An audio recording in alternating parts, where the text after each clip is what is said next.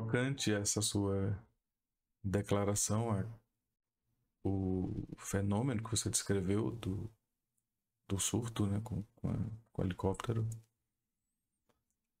Deve ter sido bem intenso, mas me chamou bastante atenção que você foi direcionando a discussão sobre a realidade para o convívio que você tem com outras pessoas e com alguns indivíduos em questão. Então, gostaria de fazer uma outra pergunta.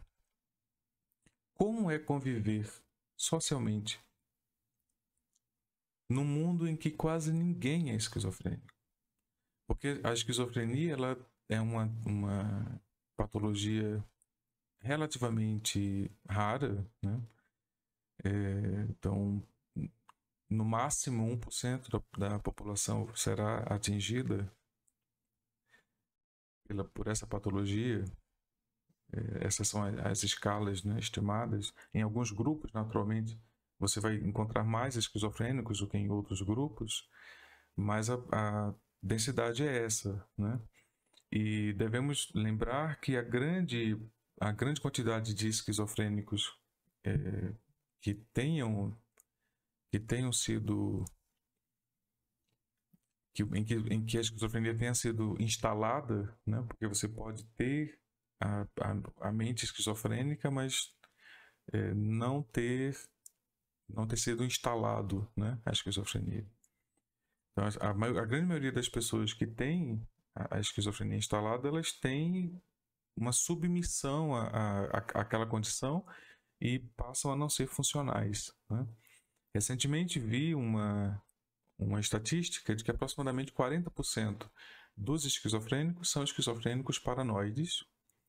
Então, isto é uma quantidade relativamente significativa, né, desse montante. E os outros se dividem em pequenas frações de outros tipos de esquizofrenia que possuem outro tipo de intensidade quanto à relação social e quanto a essas outras questões. Então, o fato é que, sendo objetivo quanto à pergunta, como conviver numa sociedade, socialmente, né, com uma sociedade que desconhece a esquizofrenia e que não entende a esquizofrenia quando acha que conhece, criando conceitos às vezes exagerados sobre os esquizofrênicos. Então, qual sua opinião sobre isto?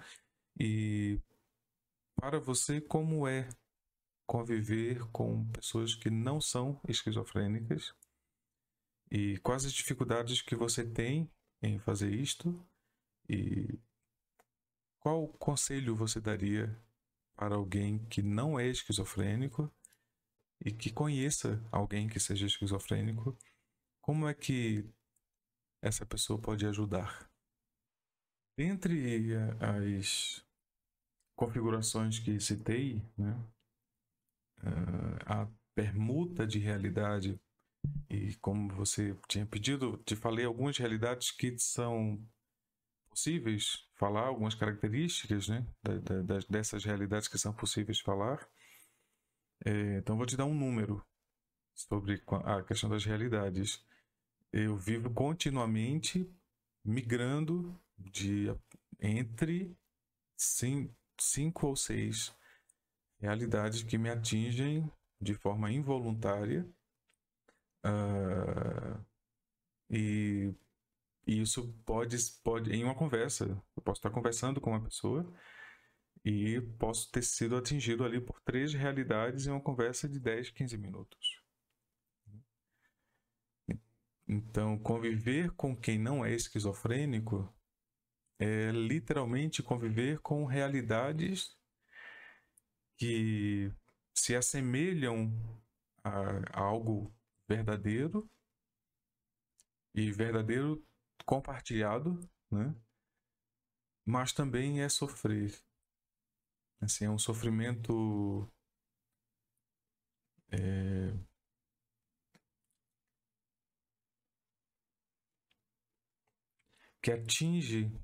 que nos atinge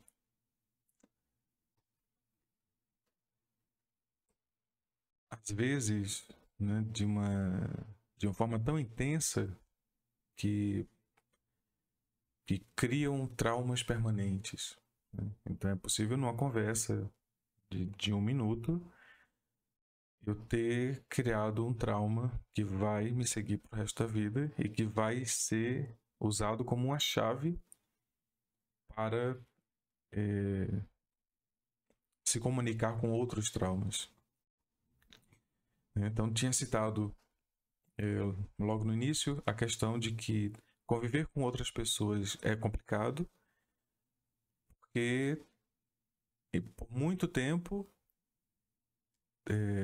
dentro de um espectro de surto, todas as pessoas tinham um único objetivo, que era me agredir, né? Então, todas as memórias que eu tenho de um período de quase 6 meses é de agressão involuntária das pessoas contra mim, que se manifestava por motivos completamente arbitrários e distintos. Em vários momentos, as realidades iam se moldando e o motivo que fazia aquela pessoa querer me agredir era diferente, ia mudando, né? Então, quando eu estou conversando com alguém e por algum motivo o cheiro, o perfume que ela está usando, ou o cheiro de algo que ela comeu, e sim, em alguns momentos eu tenho a capacidade de sentir cheiros de resquício de comida que está na roupa, assim. E isso pode me levar a um surto, a um trauma, né? Não a um surto, a um trauma.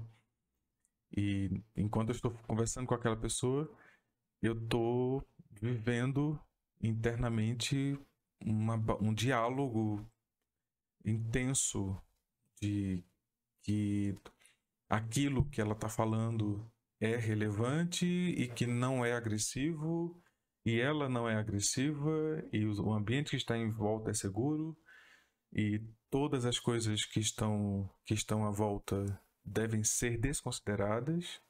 Então eu foco na pessoa, e uma das armas que eu uso é tentar viver sem memória recursiva, que é algo que a gente faz sem perceber, né? Então, para mim, ter acesso à memória é uma coisa perigosa, sempre.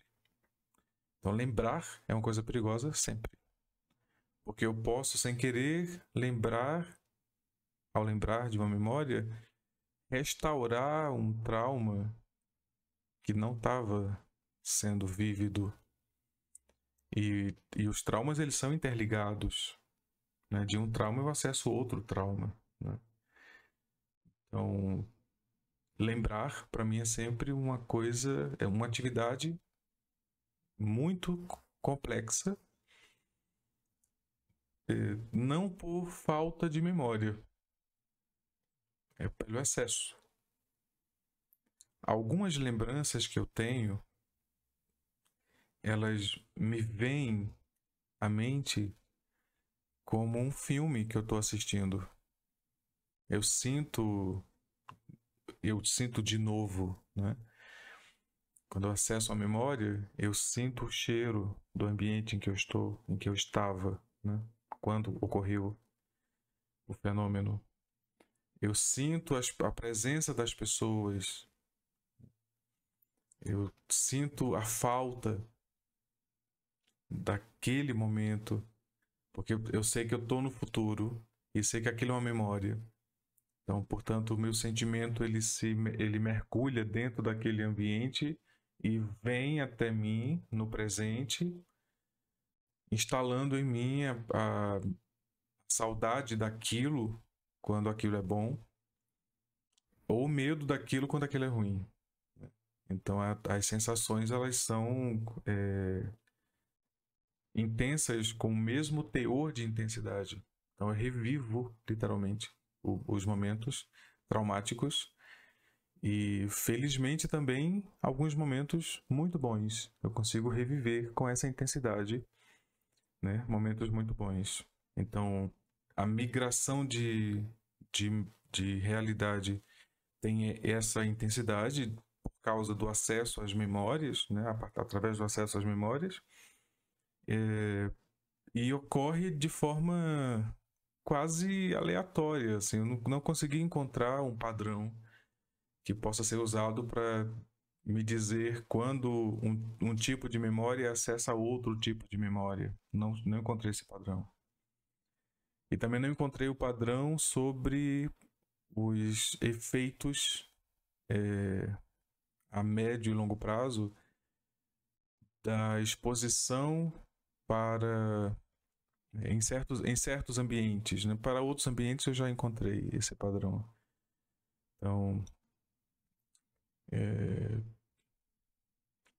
por exemplo, eu vou dar um exemplo que eu acho, para mim, bastante relevante, né? Eu sou professor, então, e tem a prática do ensino, né? Desculpa. E lidar com isso, eu tive que reaprender a lidar com isto. Então, tenho turmas com 40, 50 pessoas, né? E a cada 6 meses ou a cada semestre, eu encontro turmas novas com 40, 50 pessoas. Então, existem gatilhos que eu aciono quando eu vou dar aula, né? Então, nos dias em que eu dou aula, eu, em geral, durmo por mais tempo. Então, ou seja, o meu dia fica, as 24 horas se reduz, né? As horas que eu estou acordado se reduz nos dias que eu dou aula. E eu tento otimizar o período em que eu não estou na aula ou no ambiente de aula. Eu tento otimizar esse período para que eu tenha energia para processar o ambiente de aula quando eu estiver na aula. Então, o efeito de dar aula, né, ele é dual.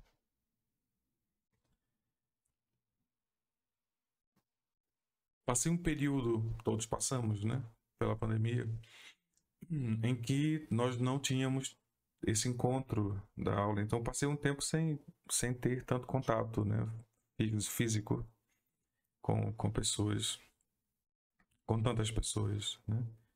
E ocorre que quando eu voltei a esse contato físico, eu voltei a ter acesso a esse tipo de fenômeno que ocorre quando eu estou dando aula. E foi arrebatador, assim, ali eu percebi de novo, e isso acontece assim, toda semana, é para isto que eu fui feito, né? Assim, não existe esquizofrenia quando eu estou dando aula com a força que existe quando eu não estou.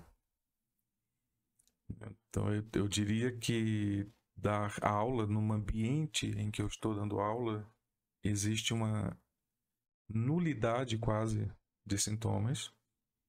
Eu aprendi como é que eu devo dar aula, né? Eu não olho para os alunos. Eu entro na sala de aula, de novo aquele esquema, né, de olhar para o horizonte, verificar a quantidade de pessoas que estão no ambiente.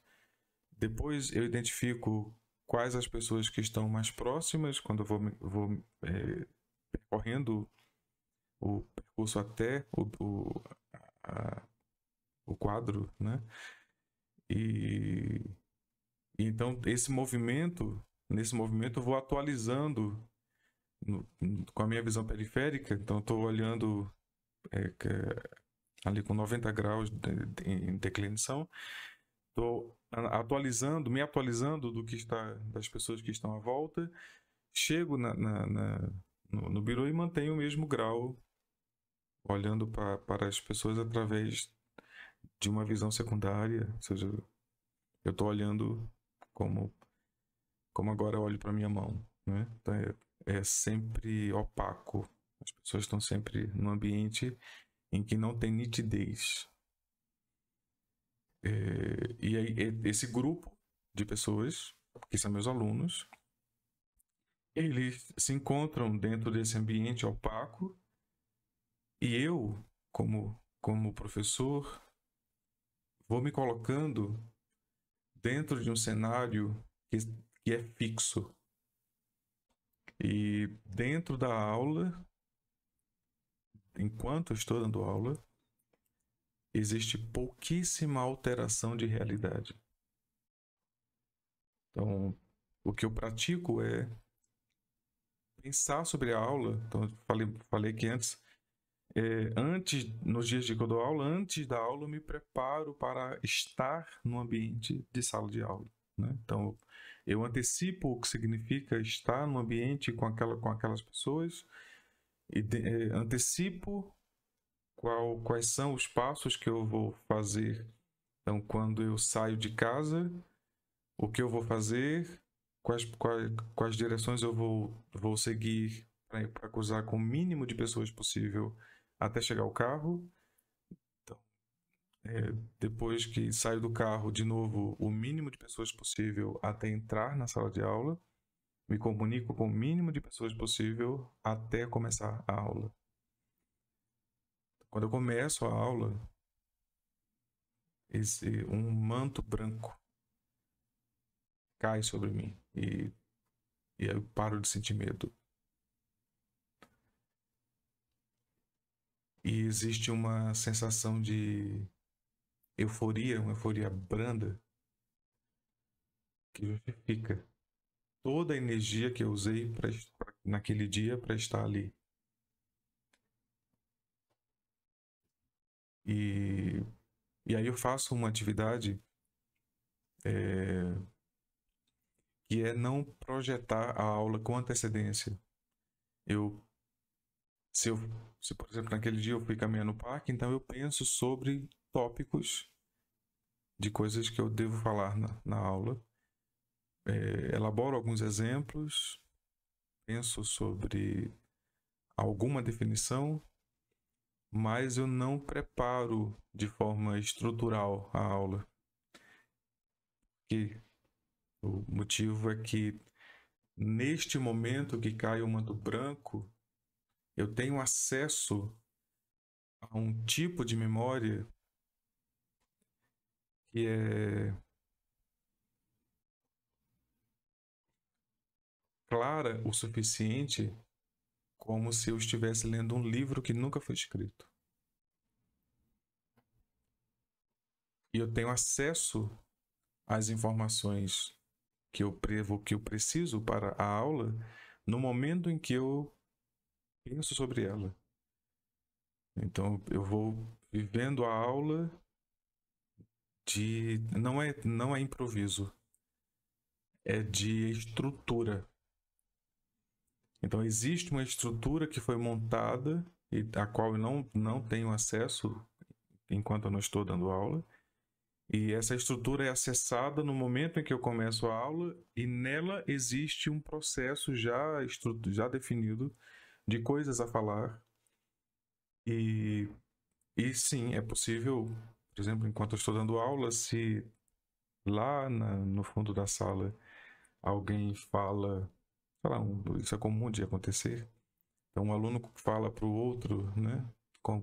Começa algum diálogo curto, eu ouço tudo lá do quadro e, e é possível, isso acontece com pouca frequência, mas assim, depende da intensidade do volume da conversa, depende do teor da conversa, porque eu estou ouvindo a conversa, né? E de forma voluntária, eu não tenho como não ouvir a conversa, tá? Então eu estou ouvindo a conversa. Isso vem daquela estrutura de proteção, né? Que eu estou o tempo inteiro refém da configuração de que eu estou sendo caçado. Então eu sou uma caça continuamente. Portanto, meus instintos são todos de, de presa, né? Então, ou seja, eu ouço todos os ruídos que são produzidos. Quanto mais medo, mais ruído eu ouço. Eu vejo todos os movimentos. Assim, quando são movimentos rápidos, eu vejo com mais clareza ainda. Movimentos curtos e rápidos, né? Que são exatamente movimentos de ataque. Então, eu vejo com mais clareza, mesmo à distância. E então, assim, não olhar para os alunos é exatamente uma questão de defesa. Porque se eu olhasse para a turma, e eu já experimentei fazer isso em alguns momentos, mesmo quando está instalada a aula, né? Quando eu olho para a turma, existe uma queda nessa sensação de controle e existe uma gama de informações que são coletadas instantaneamente naquele momento sobre quem eu vi, então, as pessoas que eu vi, né? E isso no lançar de olhar, né? Então, eu já estou ouvindo o ambiente e agora eu estou associando a voz o objeto, né? Então, estou vendo agora as pessoas. E é muita informação para processar. Então, existe um contraste de informação para aquele ambiente, né? Então, o que eu consigo conceber é que o meu ambiente estéreo de controle para a aula é aquele ambiente em que eu vejo o mínimo de pessoas possível e que haja o máximo de silêncio possível, né? Porque essa estrutura pode ser quebrada a qualquer momento. Então veja que na minha ação funcional de uma das atividades que elaboro semanalmente, né? É, e, e algumas horas por semana, na verdade. Durante todo esse período eu estou refém da condição dada pelos alunos. O que me assusta, confesso, é, é o quanto eles apresentam estar preparados para receber alguém com as minhas configurações. Eu não tenho problemas com os alunos de forma frequente, assim, claro. Numa aula ou outra em que eles estão mais agitados, foge dessa minha configuração necessária, né? E isso pode chegar a me impossibilitar de dar aula. Que literalmente a questão é que, lembra que eu falei que eu tenho acesso a um controle de um status de informação, né? Que eu sigo esse status de informação e ao fazer isto é como se eu estivesse dando prioridade a essa frequência de informações, essa sequência de informações para o processamento cerebral. E meu cérebro fica focado nisto, né? Até minha frequência cardíaca ela é voltada para isto, né? Então a questão é que quando existe essa perturbação externa, eu não sinto mais essa possibilidade de me manter nessa frequência, então eu vou sendo perturbado pelos cochichos, pelas conversas, por um objeto que cai, por um olhar, né? Então, alguém que passa no corredor fazendo barulho, tudo isso é um estalo em um salão vazio, né? Então, porque é muito mais, nesse momento, é muito mais proeminente para mim aquele pequeno ruído do que todo o processo que eu tenho que gerar para dar aula, né? Então, é por isso o ambiente dual, né? Ele é estéreo, benéfico, a sensação que eu tenho é de realização absoluta depois de uma aula, e, e é ter matado um dragão, É exatamente isso, a sensação que eu tenho quando.